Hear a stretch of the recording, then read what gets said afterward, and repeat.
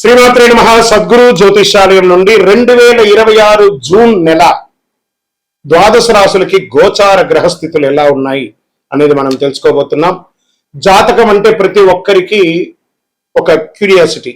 ఈ నెల నాకు ఎలా ఉంటుంది, వ్యాపారం ఎలా ఉంటుంది, ఉద్యోగం ఎలా ఉంటుంది, నా యొక్క రాజకీయ జీవితం ఎలా ఉంటుంది, నా ఆరోగ్యం ఎలా ఉంటుంది, కుటుంబంలో ఎలా ఉంటుంది అనేది ఒక క్వశ్చన్ మార్క్ గానే ప్రతి ఒక్కరికి ఉంటుంది. దానికోసమే ప్రతి నెల ఎప్పుడురా గురుగారి యొక్క రాశి ఫలితాలు వస్తాయని కొంతమంది ఎదురు చూసే వాళ్ళు ఉంటారు.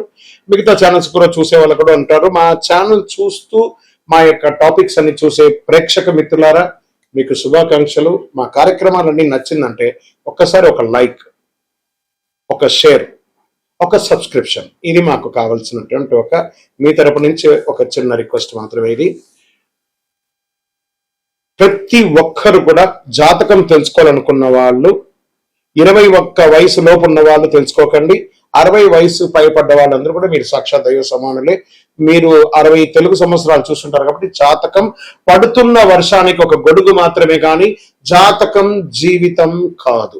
ఈ నెల గోచార గ్రహాలన్నీ కూడాను ఎలా ఉన్నాయి అని చెప్తే, గురు బృహస్పతి మిథున రాశి నుండి కర్కాటక రాశికి ఈ సంవత్సరం అంతా ఉండబోతున్నారు. అద్భుతమైనటువంటి ఫలితాలు రాబోతున్నాయి. జాక్పాట్ అని కూడా చెప్పొచ్చు కొన్ని రాశులకి. 1-2 తారీఖులలో ఈ యొక్క గురువు వచ్చేసి ప్రవేశిస్తున్నాడు కర్కాటక రాశిలో. ఇది చాలా శుభపరమైనటువంటి గోచారం అని కూడా చెప్పొచ్చు. దీనివల్ల ప్రతి రాశి వారికి వారి కుటుంబంలోనూ విద్య, ఇల్లు, ఆర్థిక స్థిరత్వం అనే అవకాశాలు చాలా వస్తుంటాయి. శని ఈ నెల మొత్తం కూడా మీనరాశిలోనే ఉంటారు. రాహు వచ్చేసి ఈ నెల కుంభరాశిలో ఉంటారు. కేతు సింహరాశిలో ఉంటారు. కాబట్టి గ్రహస్థితులందరూ కూడా మీ యొక్క జీవితంలో ఎన్నో మార్పులు తీసుకురాబోతున్నారు. జ్యోతిశాస్త్రరీత్యా ద్వాదశ రాశుల్లో 9వ రాశి అయినటువంటి ధనుసు రాశి మిత్రులారా, 2026 జూన్ మీకు శుభాశుభ ఫలితాలు ఎలా ఉన్నాయంటే, కొత్త అవకాశాలు, ప్రయాణాలు మరి ఎదుగుదల కలిసి వచ్చే సమయం ఇదనమాట. అర్ధాష్టమ శని ఉన్నా గురు భగవానుడు మీకు మేలు కలిగిస్తున్నాడు. ఈ నెల ఆల్మోస్ట్ ప్రతి రాశి వారి యొక్క జీవితంలో గురు భగవానుడు శుభాన్ని ఇస్తున్నాడు. మంచి గ్రహస్థితి, గురువు అనుకూలంగా ఉండడం వల్ల అదృష్టం, కుజుడు ధైర్యాన్ని ఇస్తున్నాడు. శని కారణంగా పని ఒత్తిడి ఉన్నా ఫలితం ఆలస్యంగా వచ్చే తీరుతుంది. రాహు వల్ల సోషల్ మీడియాలో ఇన్ఫ్లుయెన్స్ పెరుగుతుంది. ఇంకా ఉద్యోగస్తులకి కొత్త బాధ్యతలు మరి అవకాశాలు చాలా చాలా చాలా వస్తున్నాయి. టీచింగ్, ఐటీ, ట్రావెల్, గవర్నమెంట్ రంగాల్లో ఉన్న వారికి మంచి సమయం. ఇంకా doctors and service sector, advocates, police and defence ఈ రంగంలో ఉన్న వాళ్ళకి అందరికీ చాలా మంచి అవకాశాలు. రీసెర్చ్ లో ఉంటారు చూసారా, సైంటిస్ట్, రీసెర్చ్ వాళ్ళకందరికీ అవకాశాలు వస్తున్నాయి. స్పోర్ట్స్ వీళ్ళకందరికీ మంచి అవకాశాలు ఉన్నాయి. ఉద్యోగ మార్పు లేదా దేశ విదేశ ఉద్యోగ ప్రయత్నానికి ఇస్తున్న వారికి ఇదొక మంచి అవకాశం. వ్యాపారస్తులకి కొత్త కాంట్రాక్ట్లు వస్తున్నాయి. మీ పాత వ్యాపారాలన్నీ, పాత వస్తువులన్నీ క్లియర్ అయిపోయి, డెట్స్ అన్ని క్లియర్ అయిపోయి అవకాశాలు ఉన్నాయి.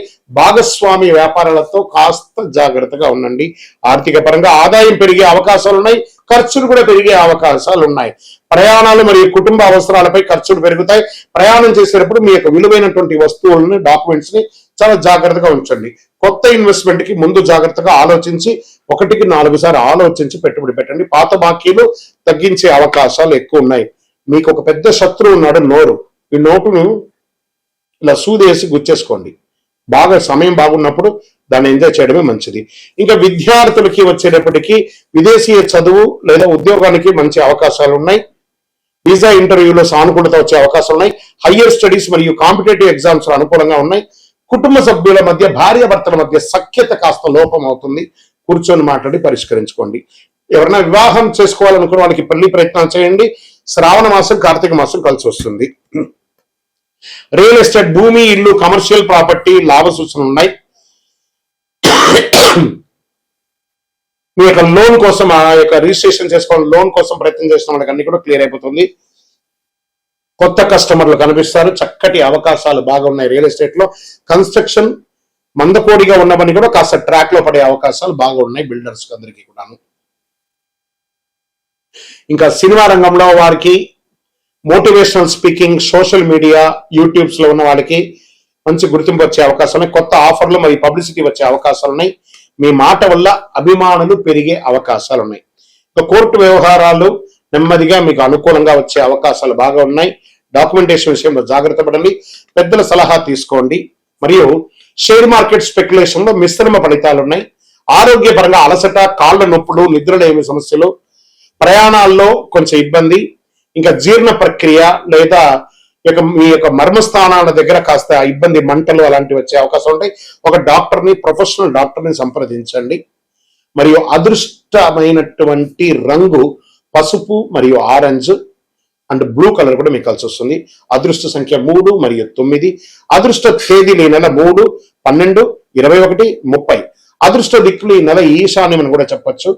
మీరు ఈ నెల చేయవలసినటువంటి ఒక పరిహారం అంతా కూడాను భగవంతుడు గురు భగవానుడి దత్తాత్రేయుని ప్రార్థన చేయండి. పసుపు వస్తువులు లేదా శనగలు దానం చేయండి. పేదలకు సహాయం చేయండి. ఓం గురవే నమః, ఓం శనైశ్వరాయ నమః అని 108 సార్లు ప్రతిరోజు పారాయణం చేయండి. మీకు ఇష్టదైవాన్ని ప్రార్థన చేసుకోండి. మీ పరిసర ప్రాంతాల్లో ఉన్నటువంటి దేవాలయంలో మీ వయస్సు ఎంత ఉందో అన్ని సంఖ్యతో నువ్వుల నూనెతో మీ ఇష్టదైవం కులదైవానికి దీపం వెలిగించండి. అతి శక్తివంతమైనటువంటి కరుంగాలి మాలను 48 రోజులు మన దేవాలయంలో పూజ చేసి దానికి చండీ సుదర్శన హోమాది సుబ్రహ్మణ్య భుజంగా మంత్రాలతో సంపుటి చేసినటువంటి అతి శక్తివంతమైనటువంటి కరుంగాలి మాల కూడా మన ఆర్గనైజేషన్ ఉంటుంది. కావలసిన వారు సంప్రదించండి.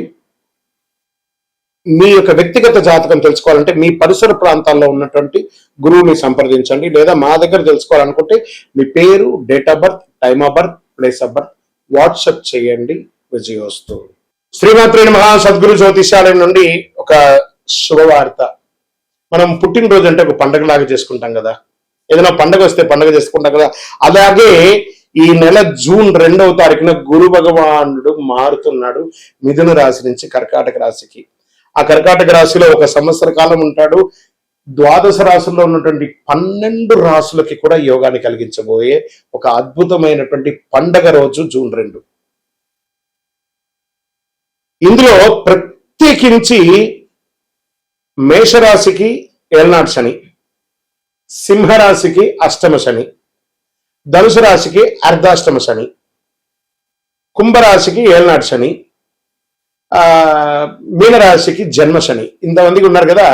ఈ గురు భగవానుడు శని భగవానుడు మాట్లాడుకొని, ఏ శనీశ్వర, ఈ సంవత్సరం గురు భగవానుడుగా ఉన్న నేను గురు చూస్తున్న రాజయోగాన్ని ఇస్తున్నాను, నేనే ఈ సంవత్సరం రాజుగా కూడా ఉన్నాను, కాబట్టి కాస్త వీళ్ళకందరికీ కూడా ఇబ్బంది పెట్టకని చెప్పి ఇబ్బంది ఉన్న వాళ్ళకు కూడా అనుకూలం చేసే ఒక యోగంగా గురు భగవానుడు వచ్చేసాడు. Get ready. జీవితంలో మీరు అందరూ కూడా క్షేమంగా ఉండాలి. ఆ గురు భగవానుడికి కృతజ్ఞతా భావంగా ఏం చేయాలి? పసుపు రంగు వస్త్రం స్వామివారికి ధరించండి. మీరు కూడా అవకాశం ఉంటే పసుపు రంగు ఈ నెల ఎక్కువ వాడడానికి ప్రయత్నం చేయండి.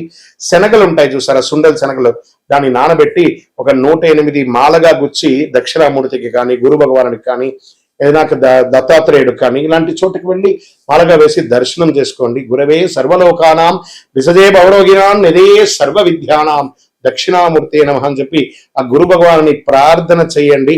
పేదవాళ్ళకి ఆహారం పెట్టండి. చలివేంద్రాలు ఏర్పాటు చేయండి. గురు చూసిన కోటి లాభం. ఎంత అద్భుతమైనటువంటి విషయం. గురు భగవానుడు చూశారంటే కోటి లాభం. గురువు యొక్క స్థానం మారడం వల్ల ఎన్నో మేలు కల్పించబోతున్నాడు. జూన్ 2, 2026 ఈ నెలంతా కూడా అద్భుతంగా ఉంటారు. విజయోస్తు. సర్వయ్యప్ప. బ్రహ్మశ్రీ డాక్టర్ చంద్రమౌళి గురుస్వామి గారు నిర్మించినటువంటి అష్టాదశ శాస్త్ర అయ్యప్ప స్వామి 18 అవతారముల దేవాలయం జీవకోణ తిరుపతిలో నిర్మించాం. సుమారుగా 2016 నుండి ఇప్పటి వరకు నిత్య పూజలు జరుగుతున్నాయి.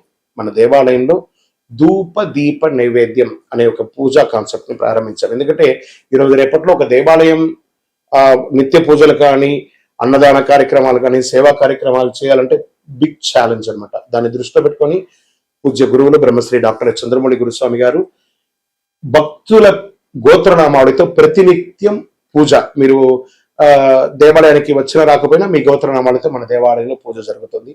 ఇంటి యొక్క పూజకు గురుగారు 999 రూపాయలు ఒక నెలకని నిర్ణయించారు.